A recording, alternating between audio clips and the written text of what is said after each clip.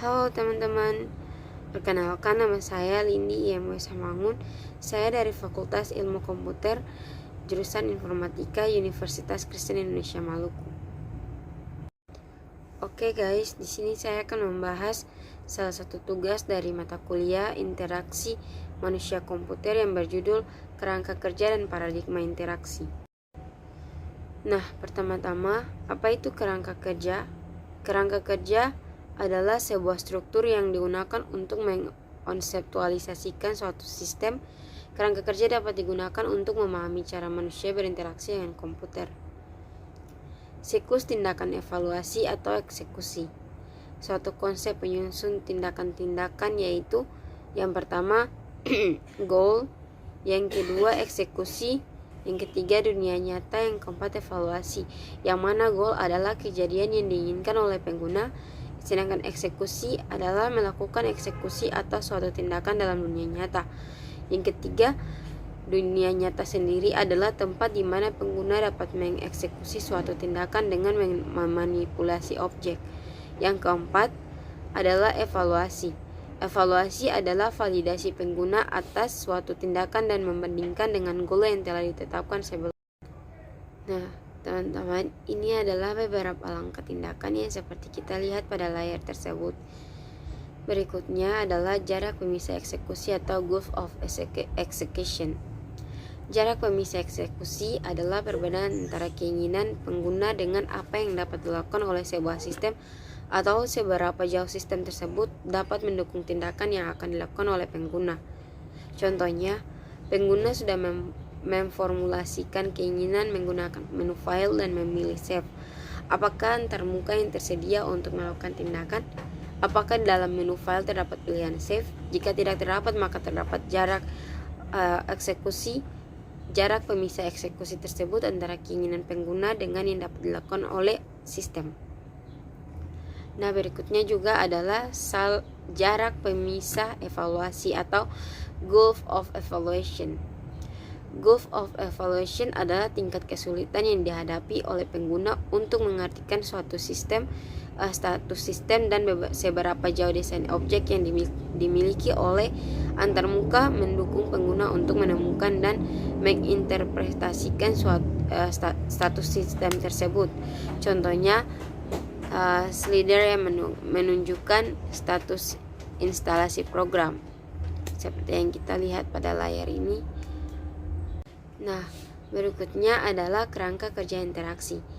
Siklus tindakan eksekusi atau evaluasi berfokus pada cara pandang pengguna tentang interaksi, yaitu komponen utamanya yang pertama yaitu sistem atau S menggunakan bahasa mesin. Yang kedua, pengguna atau singkatannya P untuk menggunakan bahasa tugas. Yang ketiga, masukan atau M menggunakan bahasa masukan. Yang terakhir adalah keluaran atau K menggunakan bahasa keluaran. Berikutnya adalah fase eksekusi pada siklus interaksi. Yang pertama yang kita lihat adalah artikulasi. Artikulasi adalah pengguna memformulasikan sebuah goal yang kemudian dinyatakan dalam bahasa masukan. Yang kedua, pengerjaan. Pengerjaan adalah bahasa masukan diterjemahkan ke dalam bahasa mesin atau dikerjakan oleh sistem. Yang terakhir adalah penyajian. Sistem yang menyajikan hasil operasi yang menggunakan bahasa mesin menggunakan bahasa keluaran. Nah, ini adalah salah satu contoh bagan yang terdapat pada fase eksekusi pada siklus interaksi. Fase evaluasi pada siklus interaksi. Fase ini berisi langkah untuk observasi dan artikulasi atau pengguna mengartikan hasil yang muncul di layar dan mencocokkannya dengan goal semula dan mencocokkan dengan bahasa tugas pada atribut psikologis dengan bahasa masukan. Berikutnya juga adalah mengatasi kompleksitas. Jika perancang ingin membangun sistem yang mudah digunakan, maka perancang harus memahami bagaimana pengguna melihat sesuatu dan melihat dunia dengan kacamata pengguna. Oleh sebab itu, perancang harus memahami apa yang dirasakan oleh pengguna ketika menggunakan program rancangannya. Untuk itu, perancang harus memahami bagaimana manusia mengatasi kompleksitas suatu lingkungan kerja secara teknis. Berikutnya juga adalah pemodelan sistem. Sebagaimana kita lihat, pemodelan sistem terbagi atas beberapa bagian, yaitu yang pertama model konseptual atau model perancang. Model ini adalah model yang diciptakan oleh perancang. Yang kedua, gambaran sistem atau sistem image, yang dimana terbagi atas 3 bagian. Yang pertama yaitu sistem yang diciptakan oleh perancang dan yang sesungguhnya dilihat oleh pengguna. Dan yang kedua menyangkut apa yang terlihat di layar tampilan dokumentasi. Dan yang ketiga adalah hal-hal yang berhubungan dengan sistem tersebut.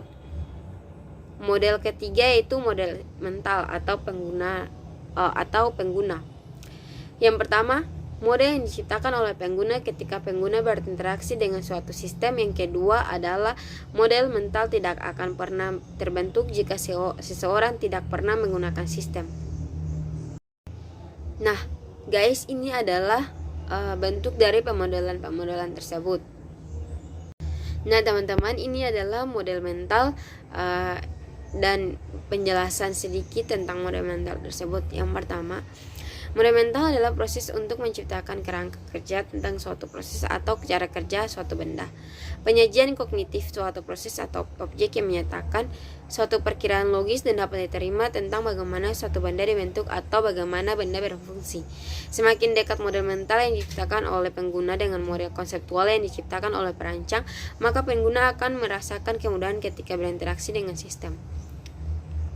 Nah, ini adalah model mental yang kedua. Yang pertama, karakteristik model mental. Yang pertama yaitu tidak lengkap atau menjelaskan aspek yang relevan. Yang kedua, tidak stabil, dapat dikembangkan dan beradaptasi dengan konteksnya. Yang ketiga, tidak konsisten untuk model yang sama, sering tidak compatible satu dengan yang lain. Dan yang terakhir adalah personal atau bersifat unik untuk setiap individu sehingga tidak bisa diterapkan secara umum. Model mental ini sangat penting untuk perancangan interaksi sebagai kerangka kerja dasar untuk menyelesaikan persoalan yang dihadapi. So guys, itu adalah penjelasan singkat dari saya. Semoga bermanfaat. Sekian dan terima kasih. Bye-bye.